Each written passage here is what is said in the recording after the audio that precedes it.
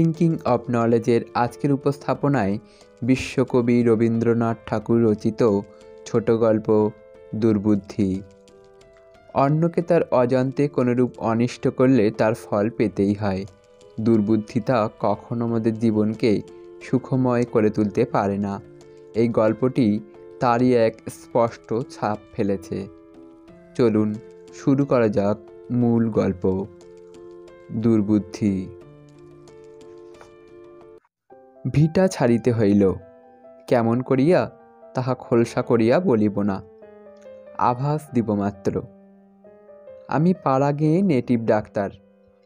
পুলিশের থানার সম্মুখে আমার বাড়ি। যমরাজের সহিত আমার যে পরিমাণ আনুগত্য ছিল দারোগা বাবুদের সহিত তাহা অপেক্ষা কম ছিল না।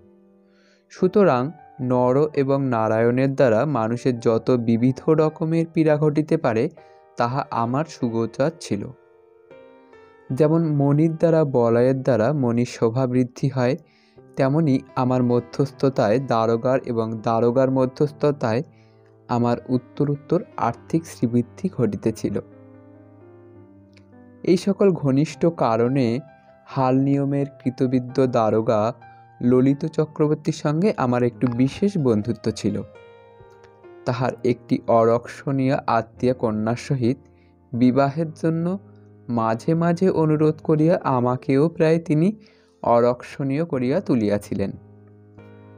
কিন্তু শশী আমারই একমাত্র কন্যা, মাতৃহীনা। তাহাকে বিমাতার হাতে সমর্পণ করিতে পারিলাম না। বর্ষে বর্ষে নূতন পঞ্জিকার মতো বিবাহের কত শুভ লগ্নই ব্যর্থ হইল। আমার চোখের সম্মুখে কত যোগ্য এবং অযোগ্য পাত্র চতুর্দলায় চড়িল। আমি কেবল বরযাত্রীর দলে বাহির বাড়িতে মিষ্টান্ন খাইয়া নিঃশ্বাস ফেলিয়া বাড়ি ফিরিয়া আসিলাম। শশীর বয়স 12 হইয়া প্রায় 13ই পড়ে। কিছু সুবিধা মতো টাকার জোগাড় করিতে পারিলেই মেয়েটিকে একটি বিশিষ্ট বড় ঘরে বিবাহ দিতে পারিব এমন আশা পাইয়াছি।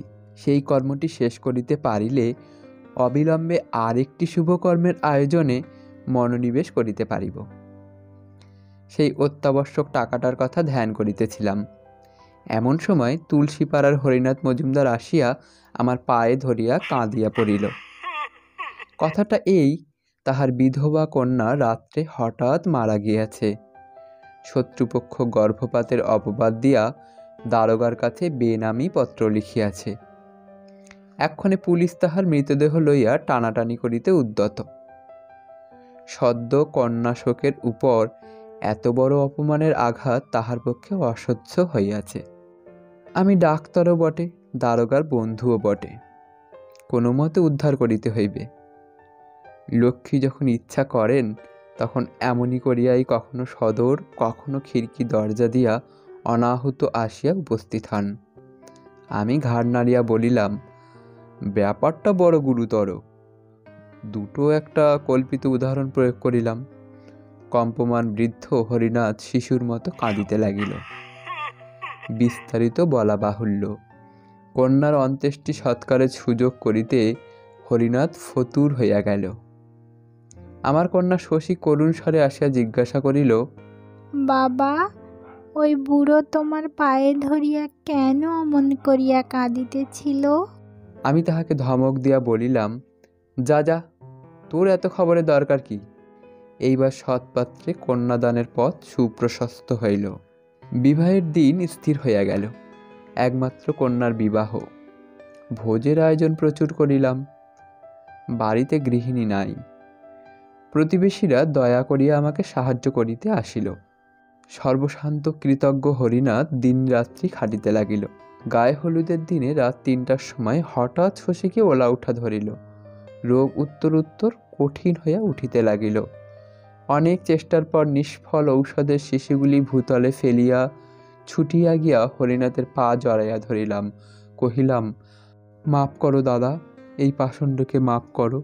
আমার একমাত্র কন্যা, আমার আর কেহ নাই। হরিনাথ শশব্যস্ত হইয়া কহিল, ডাক্তারবাবু, করেন কি? আপনার কাছে আমি চির ঋণী, আমার পায়ে হাত দিবেন না। আমি কহিলাম, নিরপরাধে আমি তোমার সর্বনাশ করিয়াছি, সেইভাবে আমার কন্যা মরিতেছে। এই বলিয়া সর্বলোকের সম্মুখে আমি চিৎকার করিয়া বলিলাম, ওগো, আমি এই বৃদ্ধের সর্বনাশ করিয়াছি, আমি তাহার দণ্ড লইতেছি, ভগবান আমার শশীকে রক্ষা করুন। বলিয়া হরিনাথের চটি জুতা খুলিয়া লইয়া নিজের মাথায় মারিতে লাগিলাম। বৃদ্ধ ব্যস্ত সমস্ত হইয়া আমার হাত হইতে জুতা কাড়িয়া লইল। পরদিন 10টা বেলায় গায়ে হলুদের হরিদ্রা চিহ্ন লইয়া শশী ইহ সংসার হইতে চিরবিদায় গ্রহণ করিল। তাহার পরদিনেই দারোগাবাবু কহিলেন, ওহে, আর কেন, এইবার বিবাহ করিয়া ফেলো। দেখাশোনার তো একজন লোক চাই। মানুষের মর্মান্তিক দুঃখ শোকের প্রতি এরূপ নিষ্ঠুর অশ্রদ্ধা শয়তানকেও শোভা পায় না। কিন্তু নানা ঘটনায় দারোগার কাছে এমন মনুষ্যত্বের পরিচয় দিয়াছিলাম যে কোনো কথা বলিবার মুখ ছিল না। দারোগার বন্ধুত্ব সেই দিন যেন আমাকে চাবুক মারিয়া অপমান করিল। হৃদয় যতই ব্যথিত থাক, কর্মচক্র চলিতেই থাকে। আগেকার মতোই ক্ষুধার আহার, পরিধানের বস্ত্র, এমনকি চুলার কাষ্ঠ এবং জুতার ফিতা পর্যন্ত পরিপূর্ণ উদ্যমে নিয়মিত সংগ্রহ করিয়া ফিরিতে হয়। কাজের অবকাশে যখন একলা ঘরে আসিয়া বসিয়া থাকি, তখন মাঝে মাঝে কানে সেই করুণ কণ্ঠের প্রশ্ন বাজিতে থাকে, বাবা, ওই বুড়ো তোমার পায়ে ধরিয়া কেন অমন করিয়া কাঁদিতেছিল? দরিদ্র হরিনাথের জীর্ণ ঘর নিজের ব্যয়ে ছাইয়া দিলাম। আমার দুগ্ধবতী গাভীটি তাহাকে দান করিলাম। তাহার বন্ধকি জোত জমা মহাজনের হাত হইতে উদ্ধার করিয়া দিলাম। কিছুদিন সদ্য শোকের দুঃসহ বেদনায়, নির্জন সন্ধ্যায় এবং অনিদ্র রাত্রে কেবলই মনে হইত আমার কোমল হৃদয়া মেয়েটি সংসার লীলা শেষ করিয়াও তাহার বাপের নিষ্ঠুর দুষ্কর্মে পরলোকে কোনো মতেই শান্তি পাইতেছে না। সে যেন ব্যথিত হইয়া কেবলই আমাকে প্রশ্ন করিয়া ফিরিতেছে, বাবা, কেন এমন করিলে? কিছুদিন এমন হইয়াছিল, গরিবের চিকিৎসা করিয়া টাকার জন্য তাগিদ করিতে পারিতাম না। কোনো ছোট মেয়ের ব্যামো হইলে মনে হইত আমার শশী যেন পল্লীর সমস্ত রূপনা বালিকার মধ্যে রোগ ভোগ করিতেছে। তখন পুরা বর্ষায় পল্লী ভাসিয়া গেছে। ধানের ক্ষেত এবং গৃহের অঙ্গন পার্শ্ব দিয়া নৌকায় করিয়া ফিরিতে হয়। ভোর রাত্রি হইতে বৃষ্টি শুরু হইয়াছে, এখনো বিরাম নাই। জমিদারের কাছারি বাড়ি হইতে আমার ডাক পড়িয়াছে। বাবুদের পানসির মাঝি সামান্য বিলম্বটুকু সহ্য করিতে না পারিয়া উদ্ধত হইয়া উঠিবার উপক্রম করিতেছে। ইতিপূর্বে এরূপ দুর্যোগে যখন আমাকে বাহির হইতে হইত, তখন একটি লোক ছিল যে আমার পুরাতন ছাতাটি খুলিয়া দেখিত তাহাতে কোথাও ছিদ্র আছে কিনা, এবং একটি ব্যগ্র কণ্ঠ বাদলার হাওয়া ও বৃষ্টির ছাট হইতে সযত্নে আত্মরক্ষা করিবার জন্য আমাকে বারংবার সতর্ক করিয়া দিত। আজ শূন্য নীরব গৃহ হইতে নিজের ছাতা নিজে সন্ধান করিয়া লইয়া বাহির হইবার সময় তাহার সেই স্নেহময় মুখখানি স্মরণ করিয়া একটুখানি বিলম্ব হইতেছিল। তাহার রুদ্ধ শয়নঘাটটার দিকে তাকায় ভাবিতেছিলাম, যে লোক পরের দুঃখকে কিছুই মনে করে না, তাহার সুখের জন্য ভগবান ঘরের মধ্যে এত স্নেহের আয়োজন কেন রাখিবেন? এই ভাবিতে ভাবিতে সেই শূন্য ঘরটার দরজার কাছে আসিয়া বুকের মধ্যে হু হু করিতে লাগিল। বাহিরে বড়লোকের ভৃত্যের তর্জন স্বর শুনিয়া তাড়াতাড়ি শোক সংবরণ করিয়া বাহির হইয়া পড়িলাম। নৌকায় উঠিবার সময় দেখি থানার ঘাটে ডোঙা বাঁধা, একজন চাষা কৌপিন পড়িয়া বৃষ্টিতে ভিজিতেছে। আমি জিজ্ঞাসা করিলাম, কিরে? উত্তরে শুনিলাম, গতরাত্রে তাহার কন্যাকে সাপে কাটিয়াছে।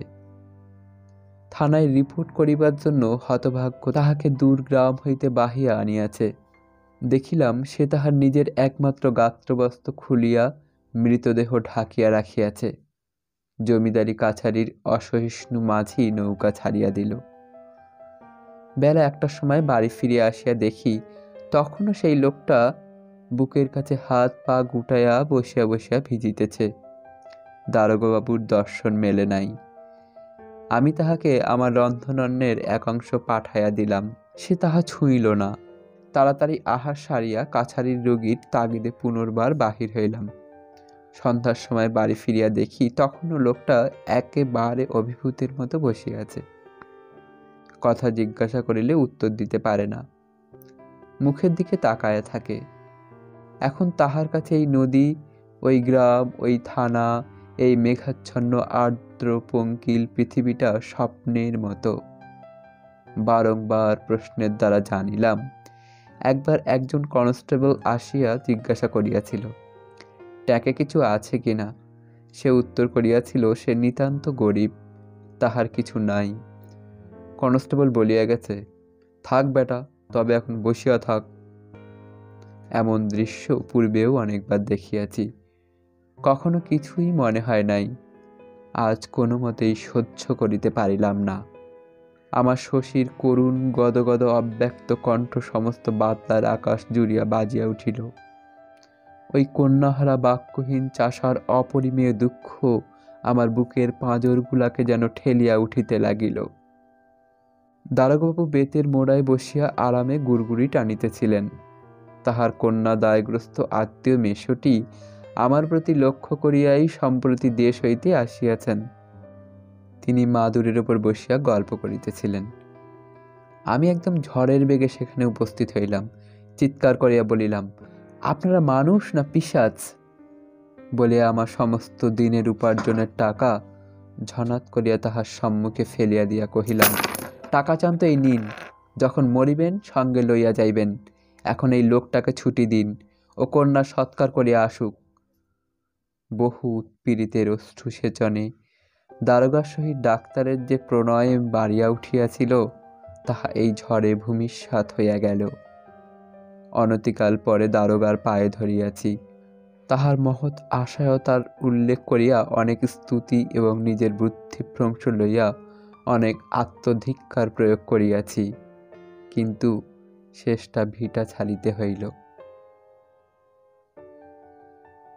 এতক্ষণ শুনছিলেন বিশ্বকবি রবীন্দ্রনাথ ঠাকুর রচিত ছোট গল্প দুর্বুদ্ধি।